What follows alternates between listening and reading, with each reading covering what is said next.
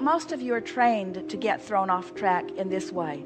Someone meaningful to you, like a mother or a father or a teacher or someone you care about, holds you as their object of attention, and when you please them, they show signs of being pleased, and you like that because you're an uplifter. You want them to feel good. So when you associate someone feeling good with something that you've done, that feels very good to you.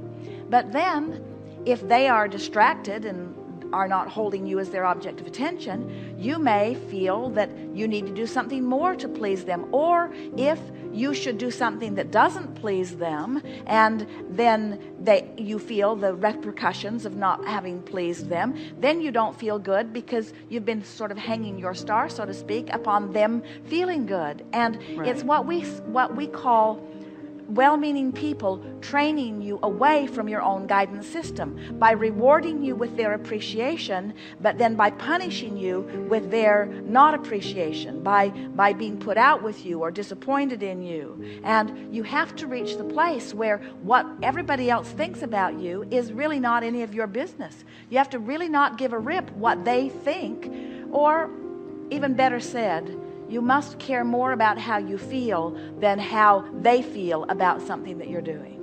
And we know sometimes Esther will say, Abraham is like a small voice in the wilderness, because almost everybody is clamoring to please someone else. And that's why there are so many people then that have a hard time even hearing their own guidance. They're so used to listening to others, and then it reaches even greater proportion as people then are wanting to know what the polls say, or what the voters are saying, or what the majority of people. So people are then responding to the loudest outcry instead of to the truest vibration within them.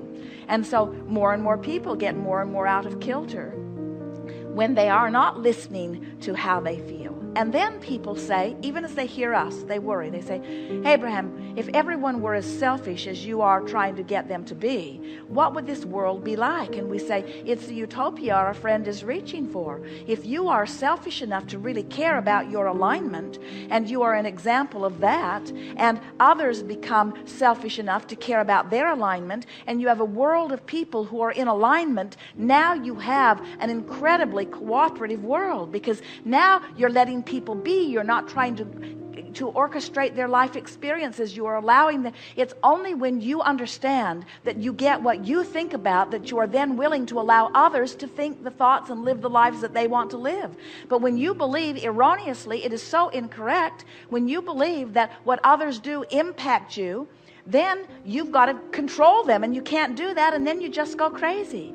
And the reason that people believe that others do impact them is because most people offer the majority of their vibration in response to what they are observing. You're sloppy in your thinking. You're observing things that you don't want to live, and by observing them, you're including them in your vibration, and by including them in your vibration, then you begin living them, and then you associate your living something you don't want with them doing something that you didn't want them to do.